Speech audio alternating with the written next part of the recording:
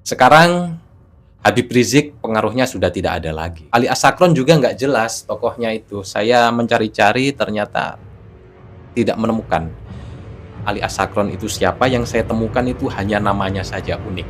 Ali As-Sakron itu artinya otak yang tertutup. Otak yang tertutup. Otak yang tertutup.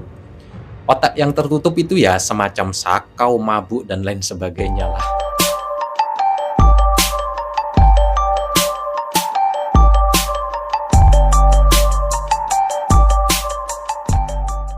Cek cek. Assalamualaikum teman-teman dimanapun berada. Teman-teman, kapan terakhir kali mendengarkan ceramahnya Habib Rizik atau penampilan Habib Rizik? Saya terakhir melihat penampilannya di YouTube saat dia ngajak-ngajak perang itu. Sekarang jarang sekali ya Habib Rizik muncul di publik. Beda dengan dulu, pada saat pertama kali Habib Rizik dan organisasinya muncul ke publik. Habib Rizik dan jajarannya langsung mendapat sambutan yang luar biasa dari masyarakat Muslim di Indonesia. Bahkan kepopuleran dan pengaruh Habib Rizik kala itu melebihi popularitas tokoh Muslim yang sangat moderat seperti Gus Dur. Bahkan Habib Rizik berani berseberangan dengan Gus Dur yang notabene-nya adalah tokoh Muslim yang sangat berpengaruh dan memiliki banyak massa dan pendukung. Kenapa Habib Rizik begitu sangat berpengaruh? Karena Habib Rizik dan Habib-Habib lain muncul ke publik dengan klaim mengaku sebagai keturunan Nabi Muhammad. Berbeda dengan Gus Dur. Gus Dur itu secara terang-terangan mengaku di dalam dirinya itu ada darah Cinanya. Dan hal itulah yang membuat sebagian besar masyarakat Muslim di Indonesia merasa harus tunduk dan patuh terhadap apapun yang diserukan oleh Habib Rizik, meskipun yang diserukannya terlihat bertolak belakang dengan ajaran agama. Tapi itu dulu, Pak. Sekarang Habib Rizik pengaruhnya sudah tidak ada lagi. Semenjak ada seorang kiai muda, mantan pengikut Habib juga, skeptis dengan klaim bahwa Habib adalah keturunan Nabi besar Muhammad SAW.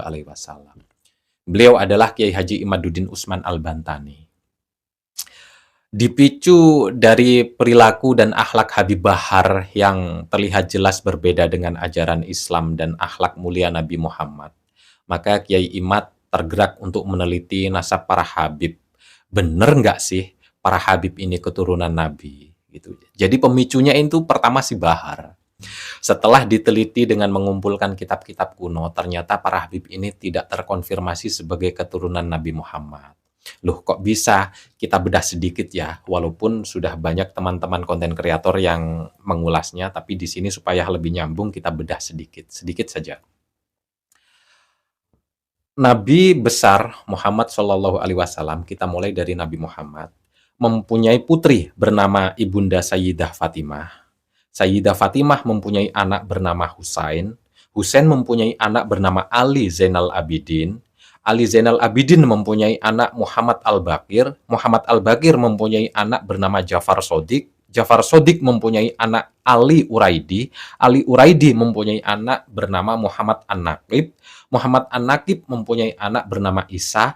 Isa mempunyai anak bernama Ahmad. Nah, titik masalahnya ada di Ahmad bin Isa Al-Abah ini. Berdasarkan sumber-sumber kitab yang ditulis tidak jauh dari masa hidup Ahmad bin Isa ini menyebutkan bahwa Ahmad bin Isa ini memiliki hanya 3 orang putra saja yang bernama Muhammad, Ali, dan Husain. Nggak hanya satu kitab yang menyebutkan bahwa Ahmad bin Isa ini mempunyai 3 anak, tapi banyak kitab. Tapi 5 abad kemudian muncul seorang Habib bernama Ali As-Sakron menulis kitab yang berjudul Al-Burqatul Musyiqoh. Di dalam kitab tersebut ditulis bahwa Ahmad bin Isa memiliki 4 orang anak yang bernama Muhammad, Ali, Husain, dan Ubaidillah. Dari Ubaidillah ini kemudian lahir orang-orang yang sekarang ini kita kenal sebagai Habib. Nah, saya tidak tahu dari mana sumbernya Ubaidillah itu sebagai anak Ahmad bin Isa. Yang saya cari itu, yang saya temukan tentang Ali As-Sakron itu juga Ali As-Sakron juga nggak jelas tokohnya itu. Saya mencari-cari ternyata tidak menemukan. Ali As-Sakron itu siapa, yang saya temukan itu hanya namanya saja unik. Ali As-Sakron itu, As-Sakron itu artinya otak yang tertutup. Otak yang tertutup itu ya semacam sakau, mabuk, dan lain sebagainya lah. Itu. Oke, kita lanjut lagi ya. Setelah Kiai Haji Imaduddin meneliti dengan kajian pustakanya dengan mengumpulkan kitab-kitab kuno, kemudian muncul juga seorang ulama muda yang skeptis dengan klaim Habib adalah keturunan Nabi Muhammad. Beliau adalah Kiai Haji Manahem Ali. Dengan metode kajian filologinya, beliau juga menyimpulkan bahwa para Habib ini tidak terkonfirmasi sebagai keturunan Nabi. Lalu seorang pakar genetika juga bersuara dalam polemik nasab yang mengguncang ilmu pengetahuan di dunia Islam ini, khususnya Islam di Indonesia ya. Beliau adalah Dr. Sugeng Sugiharto yang menggunakan ilmu pengetahuannya di bidang genetika ikut meneliti. Dan hasil dari penelitiannya beliau menyimpulkan para Habib itu mustahil keturunan Nabi Muhammad. Jika kajian pustaka yang dilakukan Kiai Imad dan kajian ilmu filologi yang dilakukan Kiai Manahem Ali menyebutkan bahwa para Habib tidak terkonfirmasi sebagai keturunan Nabi, maka Dr. Sugeng Sugiharto dengan ilmu genetikanya menyebutkan para Habib mustahil keturunan Nabi. Kajian dari 3 disiplin ilmu tersebut sampai video ini dibuat, belum bisa dibantah dan dipatahkan oleh para Habib. Untuk lebih valid lagi, pihak Kiai Imad dan kawan-kawan menuntut para Habib untuk melakukan tes DNA. Tapi Habib Hanif, menantu Habib Rizik, justru mengharamkan tes DNA. Padahal sebelumnya Habib Rizik menuntut kepada siapa saja yang mengaku sebagai keturunan Nabi untuk tes DNA. Terakhir, ketika Kiai Syarif Rahmat berdiskusi dengan Habib Novel Bamukmin di acara Pak Karni Ilyas, Novel Bamukmin sempat menyinggung soal polemik nasab yang dicetuskan oleh Kiai Haji Imaduddin. Lalu Kiai Syarif Rahmat menantang Novel Bamukmin untuk menghadirkan salah satu dari 3 orang, yaitu Habib Rizik, atau Habib Lutfi, atau Habib Taufik sebagai Ketua Rabithah Alawiyah. Tapi sampai video ini dibuat, tantangan Kiai Syarif Rahmat belum juga ada jawaban. Hal inilah yang membuat begitu banyak orang yang tadinya percaya bahwa para Habib itu keturunan Nabi jadi balik arah dan mendukung kajian ilmiah yang dilakukan Kiai Haji Imaduddin. Disusul dengan pengaruh Rizik yang kian memudar dan ucapannya tidak lagi didengar. Ya memang masih ada orang yang masih percaya bahwa Habib adalah keturunan Nabi. Tapi jumlahnya sudah sangat sedikit, Pak. Dan itu pun mereka mempercayai Habib keturunan Nabi secara doktrinal, bukan secara rasional. Bukti bahwa para Habib itu sudah tidak ada pengaruhnya di ranah agama maupun kepentingan lainnya adalah saat pilkada serentak pada November 2024 kemarin. Tidak ada satupun calon yang dijagokan Habib Rizik terpilih sebagai kepala daerah. Malahan calon gubernur Jawa Barat kala itu, Kang Deddy Mulyadi, yang diserang habis-habisan dengan mengatakan bahwa Kang Deddy adalah gubernur yang akan melegalkan kemusyrikan, gubernur berhala, dan lain sebagainya. Malah menang dan terpilih menjadi gubernur. Mengetahui dirinya diserang, KDM justru melawan balik dengan cara dan kata-kata yang santun, khas Nusantara, khas Sundanya. Presiden Prabowo dulu ketika didukung oleh Habib Rizik juga selalu kalah. Malah ketika Pak Prabowo didukung Pak Jokowi langsung menang. Insya Allah 2 periode, insya Allah ya. Itu kan jelas membuktikan bahwa Pak Jokowi yang selama ini mereka tuduh yang bukan-bukan, ternyata Pak Jokowi lebih membawa berkah daripada para Habib itu.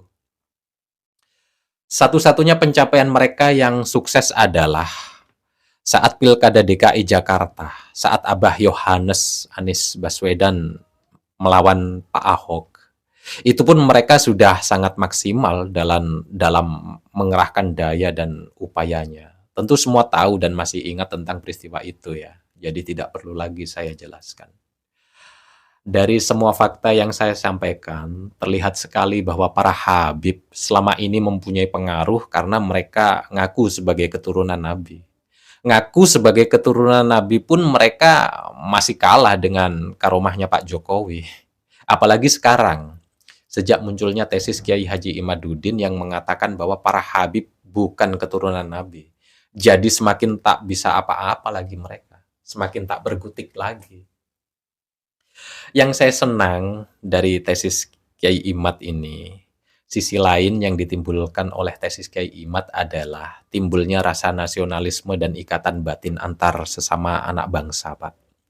Contohnya, saat yang di Jawa menjadi korban pembodohan atas pendawiran dari para Habib, yang di Aceh ikut merasa prihatin melihat saudaranya dibodohi, didawiri, bahkan direbut istrinya. Begitu juga yang di Sulawesi, saat mengetahui ada tokoh hebat dari Sulawesi, namanya akan dikaburkan dan diganti dengan nama orang Yaman yang tidak jelas apa jasanya, di Jawa dan tempat lain ikut merasa resah dan prihatin. Bahwasanya Bandara Internasional di Sulawesi Tengah yang sekarang ini bernama Bandara Mutiara Sis Al Jufri, dulunya bernama Bandara Mutiara Palu, Pak. Lalu diganti nama menjadi Bandara Mutiara Sis Al Jufri. Kenapa tidak diberi nama Bandara Tombolotutu saja? Yang jelas, nama Tombolotutu adalah nama seorang pahlawan nasional, tokoh hebat yang bisa dibanggakan masyarakat Sulawesi Tengah. Meskipun Raja Tombolotutu tidak ada kaitan dengan suku Jawa, tapi karena rasa cinta dan ikatan batin antar anak bangsa, maka kami di Jawa ikut merasa memiliki Raja Tombolotutu sebagai orang tua, Pak. Sebagai tokoh besar yang patut dibanggakan oleh Indonesia. Dan kami ikut prihatin saat nama besarnya akan dikaburkan dari sejarah dan digantikan oleh tokoh yang belum jelas apa jasanya. Mungkin bagi sebagian orang itu hanyalah nama, tapi bagi yang mengerti sejarah, Pak, nama adalah suatu identitas, Pak. Jika suatu nama dikaburkan, maka itu menjadi awal dari terputusnya jati diri kita dan awal pemisahan antara kita dan leluhur kita. Begitu juga dengan saudara yang di Kalimantan, juga merasakan hal yang sama.